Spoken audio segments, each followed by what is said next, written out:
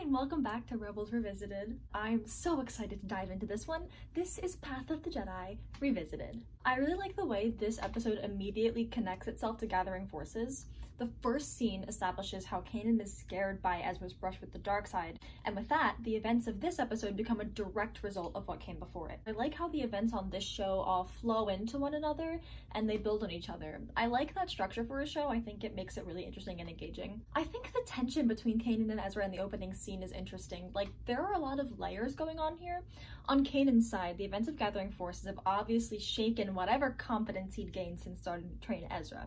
He's taken a little step back in his progress as this new development makes him feel like he's in over his head again. Kanan's once again emphasizing his concern about Ezra being specifically undisciplined and unfocused. If you remember my analysis from Rise of the Old Masters, then you'll remember that those are like buzzwords that indicate when Kanan is struggling with insecurity. This is the episode where Kanan finally confronts that insecurity head on, so it was definitely important to subtly but directly bring that into play in the beginning. There's definitely a tension created by Kanan because when he starts getting scared of being a teacher, he starts getting harder on and more critical of Ezra. Now, on Ezra's side, he's genuinely eager to learn, but it's an awkward environment for him to adjust to because he spent the last 8 years playing by his own rules in order to survive. He's not used to structure, so they're both kind of dealing with their pasts and how they act in the situation, and it's creating conflicting behaviors. Despite any tension though, Ezra says, "I want to become the Jedi that you see in me, the one I don't always see in myself." So at the end of the day, he clearly feels supported by Kanan more than anything else, and it's really beautiful that Ezra has someone like that in his life now. Okay, so Kanan and Hera. I love how they clearly tell each other everything. This is something that I didn't consciously notice until this rewatch, but Hera always knows what's going on with Ezra and Kanan training him. It's really obvious that Kanan has a consistent dialogue going with her about Force-related things, and in general, I really love the implication that they're so open with each other. I also love the implication that Kanan talks so openly about the Force with Hera because Force-sensitive people don't own the Force. Like, anyone can draw on the Force even if they can't use it, and anyone can believe in it, and it still connects everyone to every living thing in the universe. I just really like the idea that Hera's not Force sensitive, but through talking to Kanan, she has a level of understanding about the Force and how she might have a role in it. It also means that she can teach Jason about the Force, since she would kind of be the only one in a position to do that for a little bit there. I guess to build off of Kanan and Hera's relationship here, it's interesting how Ezra says to Kanan, "You see the Jedi in me, I don't see in myself," but then the second Ezra leaves, Kanan's like, "Oh my god, Hera, I literally do not have the ability to successfully teach this child." Like, I don't know, there's just something interesting to me about the layers of support going on here. Ezra looks to Kanan for support and clearly feels that he's receiving it, but then the second Ezra's out of earshot, Kanan needs Hera's support to stick with it. It's just an interesting dynamic. Like, just because Kanan is Ezra's anchor, it doesn't mean that he doesn't need support too, and I like that they show that. Okay, so the scene in the Phantom. Kanan explains how there were a lot of Jedi when he was a kid, and he says to Ezra, "Everything was different when I was your age. Now all that's left is the Force." That's a really, like, eye-opening take on the state of things in the Age of the Empire. I mean, it's something that we all know, but it hits different to hear it in words. And maybe it's for the best that things are this way. The Jedi were so corrupt that for things to begin to balance, the Jedi as they were had to end. Things had to start over, starting with just the Force. And a new type of Jedi had to be forged, the type of Jedi that Kanan and Ezra would become. You know, a type of Jedi where their connection to the Force was more important than anything else. But yeah, man, the phrase, "now all that's left is the Force," is like chill-inducing. I don't know. Guys, Lothal is so dang pretty. Can you even stand it? Also, appreciating the Macquarie inspiration here. Nice. Okay. So Ezra can't figure out how to open the temple, and Kanan says, "Don't look, listen. Use the Force to hear the stone and its story." This is why I feel like this show has a soul. Like, doesn't that concept give you chills? Hear the stone and its story. Like, oh, are you kidding me? It's beautiful. I just love thinking about how Lothal itself is alive and the Force can connect a person with a stone because the Force connects every living thing in the universe and the stone is alive. What is it like to connect with the Jedi Temple stone? How deep and ancient does the wisdom and experience of that stone's life force feel? Does Ezra feel that connection all the way down to the roots of the planet? Literal chills. Okay, the temple. So much to unpack in there. First off, love how there are just Jedi remains chilling in the temple because the masters died waiting for the Padawans to return. That's not horrifying. But also, man, does it do a good job of showing just how much Kanan believes in Hezra. Like, there are stakes now. Masters have died before due to the failure of their Padawans. Kanan could be next, but he trusts Hezra. Guys, when Hezra says, "Loth cat, loth rat, loth wolf run, pick a path and all is done," as a throwaway line, chills, bro! Dave was literally playing the long game. It has the same energy as when Gascon introduced Malachor in like a throwaway line in a droid arc.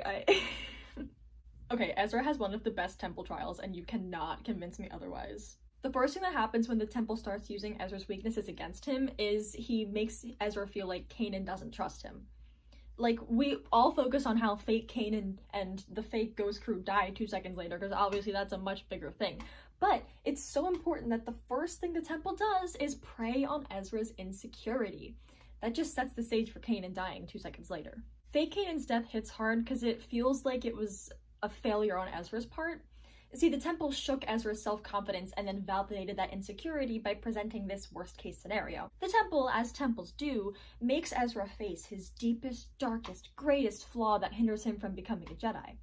And just like in any great Jedi Temple story, the challenge for Hezra is to be greater than his flaws, no matter how unbeatable and overwhelming the temple makes it seem. And then right after fake Kanan, the temple gets the rest of the crew involved too, first trying to convince Hezra that the Ghost crew didn't actually care about him for him. Like, Zeb doesn't care if he comes back, Hezra only valued him for his skills, Sabine only cares out of pity, and honestly, the whole trial really gives the idea that Ezra's entire concept of self-worth is, like, wholly based around the Ghost crew. Like, this is the thing that's most likely to trip him up. Like, he's seriously clinging to the Ghost crew so desperately at this point. Now all of this madness has left poor Hezra so confused. I appreciate how Hezra finds his resolve by drawing on his past and knowing he's survived bad situations alone before. He uses his past in a positive way, but adds on, maybe Kanan's not dead and he needs my help. So he's not like becoming dependent on an old unhealthy behavior or undoing his emotional growth. He's reaching this place where his present is healing him so he can be at peace or begin to be at peace with his past. His past can be a part of him without defining him. It is such a powerful moment when the Inquisitor is like basically embodying the emotional tricks of the temple by saying Kanan is dead and Hezra couldn't have let him down more, but instead of being afraid and confused, Hezra defiantly stands tall and says, "I'm not afraid." He dares the Inquisitor, dares the temple to strike him down. But since Hezra has found his resolve by marrying the strength he found in his past with the emotional stability that he found in his present, he has confidence now. And you know, it's not just like arrogance used to mask fear, it's genuine confidence. And it's a real step towards growing beyond his insecurities. So when the Inquisitor strikes, he cannot touch Hezra and he disappears. And the next moment, hearing Yoda's voice, this is where the magic begins. This is where the magic begins! Yoda's presence appears as the same sparks that Qui-Gon spoke through in the Yoda arc. That was such a cool connection to make here. It's just this one detail that ties Force lore together and makes it feel cohesive. It's cool to see how differently Kanan and Hezra react to Yoda because Hezra has no idea who this voice is and Kanan knows immediately. So now we see that there are two eras that exist within Rebels. Obviously it takes place during the Age of the Empire, but the Clone Wars era is very much alive in the show through Kanan. It's also cool because even though Hezra and Kanan have such different reactions, Yoda is there to serve a similar purpose to both of them. Kanan finally has to fully admit his insecurity over training Hezra. Thank you, Yoda. Kanan says his insecurity is not because of Hezra and his abilities, because of me, because of who I am. What a striking way to word it. He says it's because of who he is, not just that his training is unfinished or whatever, it's his entire being. By saying because of who I am, the writers have encompassed every one of Kanan's flaws. His unfinished training, along with leaving the Jedi behind, sleeping around, alcoholism, cutting himself off from the Force, all of it, and it makes insecurity that much clearer. It's not just about his unfinished training. Kanan feels like he has to atone for the entire person he'd become. And Yoda does not pull his punches when talking to Kanan and does not waste any time. He tells Kanan that he can finally see him through the Force after years of not seeing him. He literally starts the conversation by saying that Kanan is lost. And that's not all. Kanan says, "I feel as if his abilities are growing faster than I can teach him," and Yoda says, "You sense or you fear," literally cutting right to the problem. I think the most cutting of Yoda's remarks is when Kanan is like, "I lost my way, but now I have the chance to change things," and Yoda says, "Last chance." Like, Yoda is not taking prisoners. There's no mystery or confusing cryptic riddles here. Yoda is surprisingly straightforward with Kanan. And Kanan accepts it really well, too. He lets his defenses down and listens to Yoda, even though he's being told some hard things to hear, especially hard since, like, they're going against the emotional growth that Kanan has already experienced, you know? Like, Kanan is a lot less lost now than he was, but Yoda's just straight up saying, "Dude, you're lost."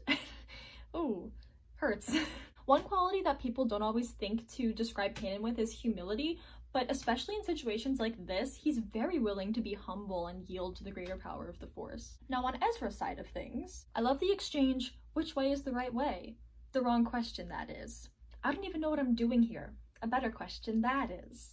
Yoda is choosing his vague questions very carefully by getting Ezra to think for himself rather than relying on answers or validation from others. So Ezra says he wants to be a Jedi because he'll become strong and powerful to exact revenge upon the Empire.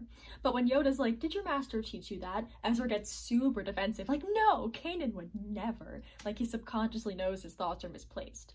When Yoda asks again about revenge, Ezra's like, "No, I don't want revenge," even though he literally just said he did. Like, this poor boy is so confused. He can feel that some things are right and some things are wrong, but some feelings are easier and more natural feels than others, and all of this is at war in 15-year-old Ezra's head. 15-year-old Ezra, who's never quite had the mental capacity for soul-searching because he's been surviving on his own day-to-day from ages 7 to 14. Imagine how confusing and uncomfortable it is for Ezra to confront all of this. So when Ezra begins voicing his desires, it's just about serving himself and his close circle. But then he proves his growth once again by extending that desire to serving everyone. So the light and the dark really are at war in him. There's anger, fear, selfishness, but also selflessness. He's in a very precarious place, and Yoda has to choose his next moves very carefully, which he does. And this leads me to one of my all-time favorite scenes in the entire series. Roll clip. Before I met Kanan, I only ever thought of myself. But Kanan and the rest, they don't think like that. They help people. They give everything away, and I see it. I see how it makes people feel. Oh god, okay, here it is. Literally one of my favorite moments. Yes! How? Alive. They feel alive, like I do now. That's a moment that, like, defines this show for me. Like, if I had to match Rebels to a vibe, it would be to that moment right there. The magical and spiritual feel of a Force-heavy moment, the emphasis on the word feel, the word alive itself. Like, this is lightning in a bottle, you guys. This is so special. Like, I have so much trouble articulating the way this show feels to me because it really is more of a feeling than a thought, but this moment does the work for me. It articulates everything perfectly. Real quick, want to touch on how differently Yoda dealt with Kanan and Ezra here. He was rather blunt and straightforward with Kanan and immediately cut right to the deep problems that needed to be addressed. For Ezra, he was more vague and more of a guide to Ezra so that Ezra would make conclusions completely on his own. Yoda truly is so wise, and it shows in how he adapted to each person. I want to say that Kanan was aware of what he needed to confront, he was just denying it, so he needed some no-nonsense guidance to lead him there. Meanwhile, Ezra was lost and confused, so he needed a gentler and more open-ended approach so he could take the reins of his path and realize his own convictions. Kinda genius. It's the world between worlds!